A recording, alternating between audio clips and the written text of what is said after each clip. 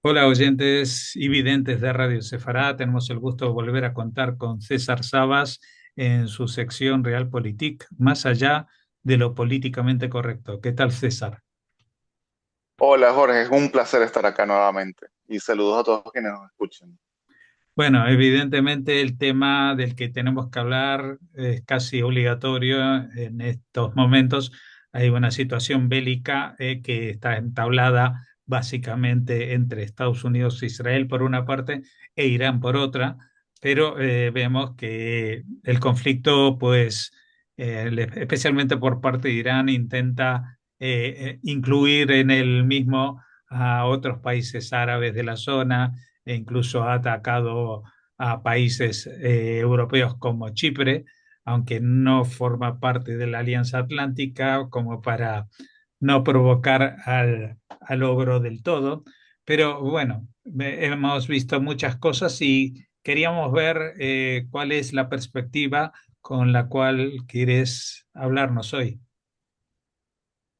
Y bueno, esto comienza oficialmente como una operación limitada. De hecho, hasta le pusieron un nombre, Furia Épica. Y el mismo Pentágono declaró al inicio de la operación de que no se trataba de una guerra, sino una operación especial de combate. Lo cual, ese nombre nos recuerda un poco a la fulana operación especial de Rusia, que ha terminado convirtiéndose en una guerra abierta y total. Y creo que en el caso de Irán va por la misma situación. Estamos en un proceso de escalada. Creo que ambas partes han caído en las trampas de la escalada y por eso mismo la guerra va a ir intensificando cada vez más. E Irán está utilizando las armas que tiene. No estoy hablando solamente de drones y de misiles, sino justamente su posición estratégica, que es cerrar el estrecho de Hormuz y escalar la guerra, ampliarla, hacer una escalada horizontal, justamente para desatar un gran incendio. Desde un punto de vista iraní, yo veo su estrategia bastante racional, a pesar de que digamos, la ponen como una guerra suicida e incluso irracional. Y te lo pongo por lo siguiente, porque puede ser racional. Digamos que usted, la persona que me está oyendo, es un hombre medianamente fuerte, de unos 80 kilos, normal, que se topa en la selva con un tigre hambriento. Por supuesto que no tiene la fuerza para enfrentarse a ese tigre. Y por supuesto que va a ser devorado. Ahora digamos que usted tiene una antorcha. Una antorcha tampoco le va a hacer nada al tigre. Igual va a ser devorado.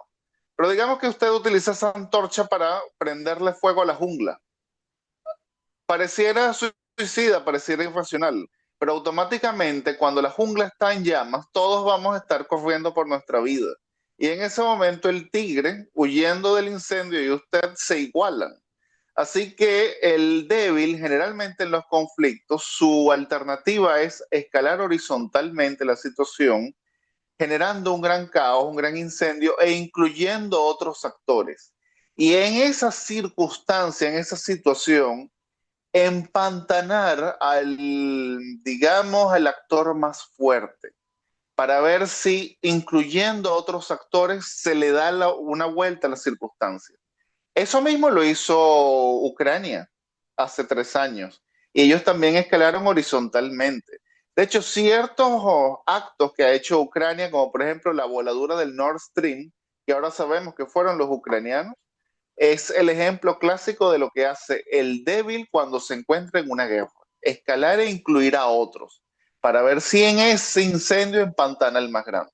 Actualmente lo está haciendo Irán y lo que sorprende un poco es que Donald Trump haya confiado demasiado en su instinto, no haya oído a los expertos que vaticinaban un posible cierre del un posible cierre del estrecho de Hormuz y haya creído que esto iba a ser prácticamente una repetición de Venezuela, descabezando el régimen y automáticamente los sucesores se iban a plegar a él.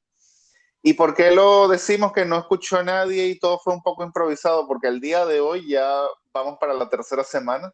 vemos que la Marina norteamericana no estaba preparada para un cierre del estrecho, no estaba preparada ni siquiera para la respuesta iraní, que ha atacado sus bases militares inclusive ha destruido varios de sus radares. Nada más el radar de la base americana en Qatar, que fue destruido, vale $1.000 millones. Y al día de hoy, incluso Trump está pidiendo a sus aliados, a los mismos que antes había insultado y humillado y había incluso dicho que no los necesitaba, ahora está pidiendo ayuda de ellos para abrir el canal de Hormuz. Así que aquí empezamos con dudas serias sobre la estrategia que se está llevando a cabo en la guerra. Y otro factor por lo que me hace ser un poco escéptico por cómo se está llevando la guerra, yo sé que por una parte hay toda una serie de informaciones sobre las instalaciones militares iraníes que han sido atacadas, sobre los objetivos militares que han sido atacados, sobre cuántos despegues ha hecho la Fuerza Aérea Israelí, cuánto éxito ha tenido en su ataque. Incluso se habla mucho del hundimiento de la Armada iraní, lo cual me parece bastante factible. Pero más allá de eso, la guerra es un fenómeno sociopolítico, mucho más allá digamos, una confrontación meramente material, más allá de cifras. La guerra trasciende lo que son las estadísticas de Excel. Y empiezo este análisis con una anécdota. Era la guerra de Vietnam en los años 70 y se hacían reuniones periódicamente en París entre Henry Kissinger por un lado y Le Duc Tho, que era el canciller de Vietnam del Norte, el Vietnam comunista, por el otro. Y Kissinger llega un momento en que se da cuenta de algo. En ese momento no existía WhatsApp, no existía Facebook, no existían las redes sociales, el mundo no estaba tan interconectado. Pero Kissinger se da cuenta que Le Duc Tho iba a las reuniones y al final no negociaba nada, tenía una postura muy dura y no llegaba a nada. Y hasta que un día le empieza a analizar, bueno, ¿a qué viene el Le Duc Tho realmente a París? Y se le prende el bombillo una vez. Después de las negociaciones de París, o sea, cuando se reunían, después había una breve rueda de prensa. Y Le Duc Tho lo que utilizaba era la rueda de prensa para hablarle a la juventud norteamericana. Y le decía, mientras sus políticos los han metido en una guerra que ustedes no quieren, sus jóvenes, ustedes están muriendo en Vietnam, una guerra a la cual nadie les consultó, una guerra que ustedes no entienden, en un país que ustedes no entienden ni a la que quieren venir. Le Duc Tho utilizaba las reuniones de París solamente para hablarle a la juventud norteamericana. Y cada vez que Le Duc Tho hablaba, al día siguiente había una marcha de hippies en Estados Unidos en contra de la guerra y haciendo oposición interna. ¿Y por qué, digamos, cuento esta anécdota? Porque uno de los grandes clásicos y uno de los grandes teóricos del estudio de la guerra fue el general prusiano Karl von Clausewitz. Y Clausewitz es muy famoso por una cita que era, la guerra es la continuación de la política por otros medios. Es decir, la guerra es un fenómeno que inicia por la política y la idea de la guerra es forzar a la creación de otra política. Pero más allá de esa frase, él en su estudio dice, para que una guerra prolongada, ojo, estoy hablando de una guerra prolongada, no una operación especial de combate, una guerra prolongada tenga éxito, tiene que haber una perfecta coherencia entre factores. El gobierno, las Fuerzas Armadas y el pueblo. El gobierno, en el caso de las democracias, extendido a lo que viene siendo no solamente el Ejecutivo, sino también el Legislativo, que va a aprobar el presupuesto. Fuerzas Armadas, por supuesto, y el pueblo, porque una vez que se prolonga la guerra, se le va a pedir al pueblo que haga sacrificios, tanto a nivel económico como en reclutamiento, como que apoyen las políticas. Y esta guerra, en mi opinión, empieza mal por dos pecados capitales. Número uno, empieza con una mentira. El año pasado Irán fue atacado. Su programa nuclear era cierto y su programa nuclear era de origen militar. Eso era cierto el año pasado. Incluso enriquecieron el uranio hasta el 60%. ¿Cuál es la mentira que yo digo? El año pasado Trump atacó el programa nuclear y cuando los mismos expertos de la DIA, la Dirección de Inteligencia del Pentágono, advirtieron que estas instalaciones nucleares iraníes de Fordow e Isfahan habían sido gravemente dañadas, pero no destruidas, él los despide y dice, yo acabé con el programa nuclear iraní. Está hecho añicos e Irán no puede más tener la bomba atómica porque se quedó sin nada. Entonces estamos en febrero, el 28 de febrero, en esta situación, lo cual quiere decir que habías mentido, no habías acabado con el programa nuclear iraní. Así que aquí hay un gran desconcierto por parte de la población. Y el otro pecado capital es que por primera vez en Estados Unidos se logró acumular incluso el 40% del poder aéreo norteamericano sin haberle explicado previamente a la audiencia qué se iba a hacer con ese poder militar, cuáles eran los objetivos de la campaña y cuál era su alcance. Yo les recuerdo a la audiencia que en el año 2003, durante la invasión a Irak, ni siquiera hablo del 2001, Afganistán, porque después del 11 de septiembre eso estaba más que claro. Pero en el 2003, George Bush recorrió todo Estados Unidos, convenciendo a la población de que era necesaria la intervención en Irak. Una vez que tuvo la aprobación de la población, luego trató de convencer a la opinión pública internacional, incluso lo llevó a las Naciones Unidas. En ese momento fue vetado por Francia y a nivel internacional había mucho rechazo.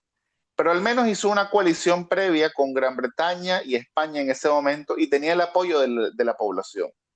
Aún así, esa guerra que se prolongó en el tiempo fue perdiendo el apoyo de la población. Y por eso es que vino la victoria de Barack Obama, tan abrumadora, la población estaba cansada. Pero digamos que en los primeros años la población estaba apoyando esa guerra.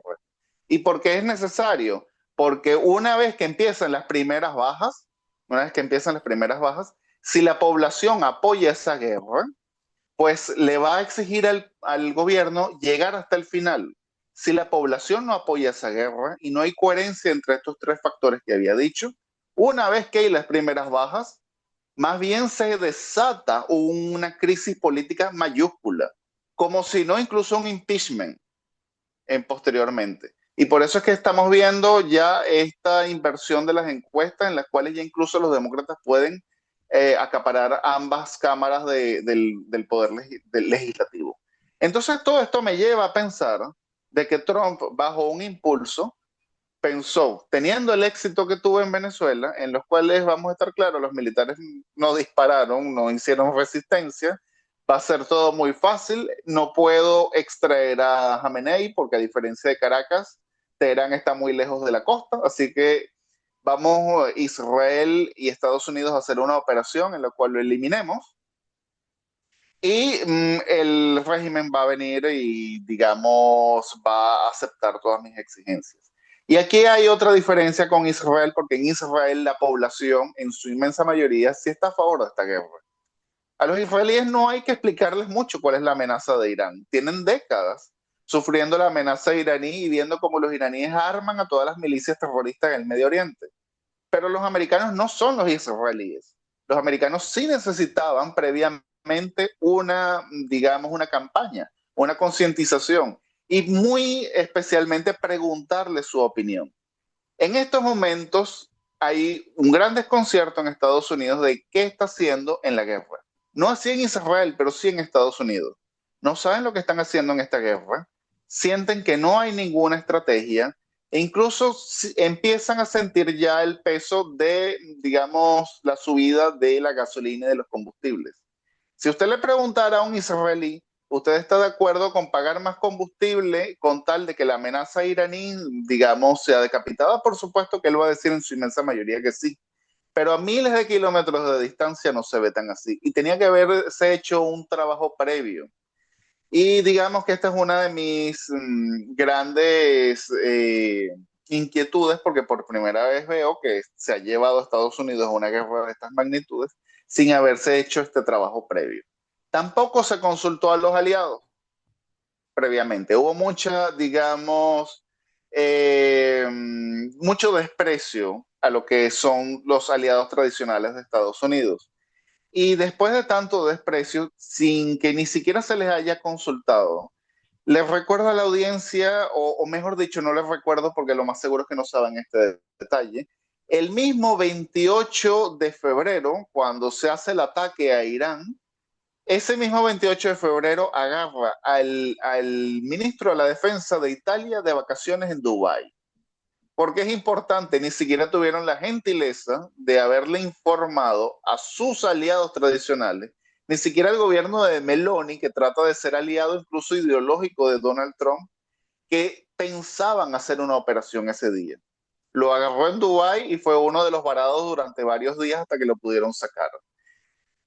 ¿Y por qué es importante? Mucho después, cuando se empantana la situación y ve Estados Unidos que necesita poder naval para desbloquear el estrecho de Hormuz, digamos, un apoyo que ni siquiera Israel puede dar, porque Israel tiene mucho poder de fuego aéreo, pero no poder naval para llevar al estrecho de Hormuz, recurre a los aliados, a los tradicionales aliados. Y ahí es cuando estos países están diciendo, oh, primero tienes año y medio insultándonos y diciéndonos que no nos necesitas. Número dos, te metiste a una guerra en la cual ni siquiera nos consultaste. Esta es tu guerra. Y aquí llegamos a algo que se llama el momento Suez. 1956, guerra del Canal de Suez. Francia, Israel y Gran Bretaña, en respuesta a la nacionalización del Canal de Suez por Gamal Abdel Nasser, nacionalizó el Canal de Suez, lo tomó ilegalmente, tenía un proyecto panarábico, pero lo más importante, estos tres países inician la guerra, inician una invasión y tuvieron éxitos militares hasta llegar al Canal de Suez. Y ahí se estancan. Y cuando se estancan, los soviéticos advierten a los israelíes, británicos y franceses que se retiren o si no habrá consecuencias. ¿Qué hacen estos países? Llaman a su gran aliado que es Estados Unidos. Y en ese momento el presidente era Eisenhower. ¿Y qué dice Eisenhower? Ustedes se metieron en una guerra sin consultarme, lo cual es cierto, nadie le había participado a Estados Unidos. Como ni siquiera nos consultaron, nos despreciaron de esa forma, este es problema de ustedes, resuélvanlo ustedes. Estos tres países tienen que retirarse de Suez. Y fue una derrota militar de Egipto, pero una victoria política tan importante que Abdel Nasser, Gamal Abdel Nasser, se convierte en ese mismo momento en el líder del mundo árabe. Después tuvo derrotas militares cuando la guerra de los 6 días, perdió todo eso, pero es otra historia. Pero digamos que su victoria política en el 56 lo convierte en el líder del mundo árabe. Y aquí volvemos a la tesis de Clausewitz, las guerras son políticas. Empiezan políticas y se ganan políticamente. A no ser que sea una guerra total tipo Segunda Guerra Mundial, cuando los soldados toman pues, la capital del país, que no estamos en esa situación. En estos momentos en el Medio Oriente estamos en un conflicto político. Y el régimen iraní venía perdiendo mucho poder, ya no solamente a nivel regional, sino a nivel interno. Creo que el régimen no había estado tan débil como en enero, diciembre y enero de este año, cuando la población salió en masa y fundamentalmente sus partidarios estaban con los brazos caídos. Tuvo que apoyarse en milicias para masacrar, algunos dicen que hasta 30.000 manifestantes. Pero lo peor de todo esto, y aquí también lo digo, esto ha sido tan mal planificado, y aquí yo difiero un poco con la estrategia que incluso ha hecho el mismo Israel, es que asesinando a Khamenei, creo que más bien han reavivado otra vez la revolución de Khomeini. Si nosotros vemos lo que es el misticismo chiita, ellos nacen, el chiismo nace justamente de la decapitación de sus líderes. Primero Ali y después Hussein. Cuando asesinan a Khamenei, lo convierten en un imán mártir, el líder supremo que fue martirizado, y automáticamente los unifica. Y otros errores, ya no de Israel, sino de la misma planificación militar norteamericana, que ha cobrado la vida de muchos civiles, entre ellos el bombardeo a la escuela de niñas en el sur de Irán, causando 200 víctimas. Digamos que ha reavivado el llamado que estaba, digamos, dormido de los partidarios de la revolución islámica, los ha reactivado, y mucha gente que estaba en contra de los ayatolas, no digamos que se ha vuelto pro ayatola, pero creo que están un poco horrorizados con la forma en la que se ha planificado esto. Y tengo una cierta inquietud de que más allá de los objetivos militares, cuántas corbetas han hundido, cuántas instalaciones militares, esto, digamos, termine consolidando más aún el régimen islámico en Irán, le vuelva a dar una vida al régimen islámico en Irán para unos cuantos años más, e inclusive, no sé, la guerra está empezando, pero podría terminar con una especie de victoria política de Irán. ¿Por qué lo digo? Si se llegase al convencimiento de que para abrir el canal de, perdón, el estrecho de Hormuz, tiene que pasar previamente por algún tipo de negociación con los iraníes, entonces estaríamos de facto dándole a los iraníes la clave, la llave del acceso a Hormuz. Esto se habló durante mucho tiempo, pero no lo habían hecho. Si se llega a ese convencimiento es muy peligroso.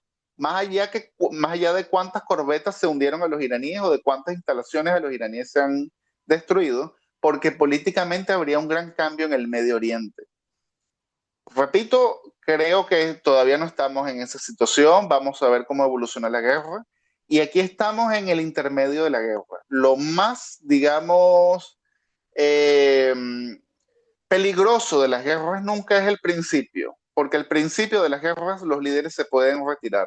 Lo más peligroso siempre es el intermedio de las guerras.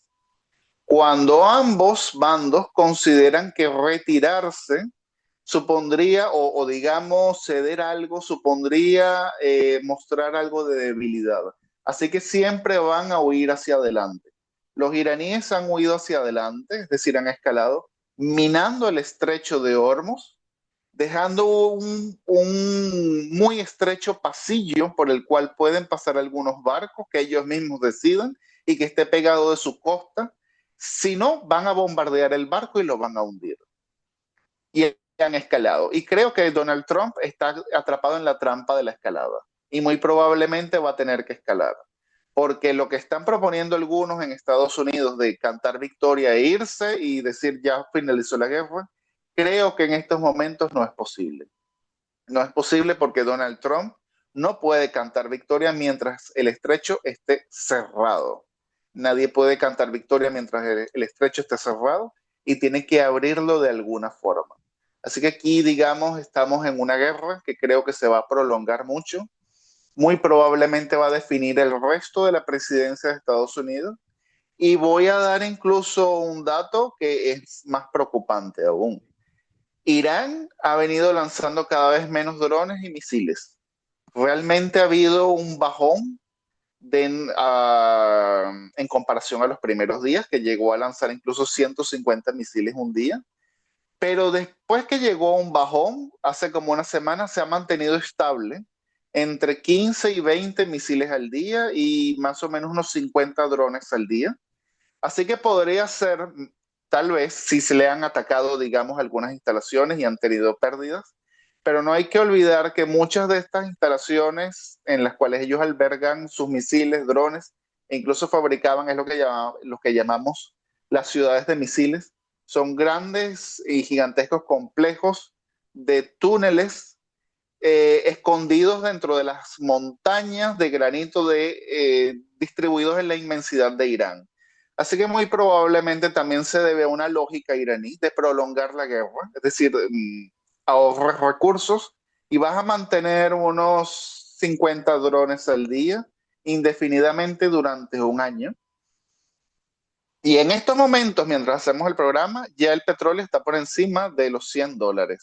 Pero si se mantiene 2 meses más, 3 meses más, el petróleo va a seguir subiendo. Podría llegar perfectamente a unos $170 o más allá. Y con la lógica que yo dije al principio del hombre que se topa con el tigre y que tiene que prenderle fuego a la jungla, cabería perfectamente dentro de la lógica iraní. Vamos a prenderle fuego a todo esto. Y hay un detalle que tenemos que tomar en cuenta. Los iraníes podrán, escondidos en sus ciudades de misiles, viendo que el tráfico marítimo está bloqueado, seguir produciendo misiles y drones. Primero tendrían que recibir insumos, es decir, o los rusos o los chinos le tendrían que dar insumos, ya no por mar, pero por tierra o por el mar Caspio, pero evidentemente que eso llegaría de a cuentagotas. Pero la pregunta es, ¿los chinos y los rusos lo van a hacer? Pues muy probablemente si la guerra se prolonga, le convendría.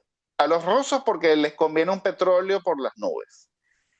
Pero a los chinos, porque si los chinos cambian de óptica y han visto que Donald Trump se ha enfocado, digamos, en utilizar el poder militar para resolver todos sus problemas, pueden decir en algún momento va a usarlo también para Asia. Mejor ocuparlo en el Medio Oriente, que se sigan desgastando las municiones allá, que siga concentrando su armada allá en el Medio Oriente y yo abro la crisis por el Pacífico. Y cuando empezó la guerra en Vietnam, perdón, la guerra en Ucrania, el Pentágono había hecho un informe diciendo cuál sería el escenario pesadilla para el Pentágono, y el escenario pesadilla era una triple crisis simultánea: Ucrania, Medio Oriente y Taiwán. Y aquí ya tenemos dos crisis que se están uniendo. Ucrania junto con el Medio Oriente. Falta nada más una para que digamos que ya prácticamente hay una especie de guerra mundial por partes, como incluso la llegó a definir el Papa anterior, ¿no? El Papa Francisco. Pero bueno, creo que es importante ver esta guerra más allá del tema puramente militar, que desde el punto de vista puramente militar, sí, la Fuerza Aérea Norteamericana e israelí están cumpliendo sus objetivos, pero desde el punto de vista político puede ser otra cosa. Y las guerras no son solamente armas. Las armas son cosas. La guerra es un fenómeno sociopolítico, y hay que verlo, digamos, en todos sus puntos de vista. Pues,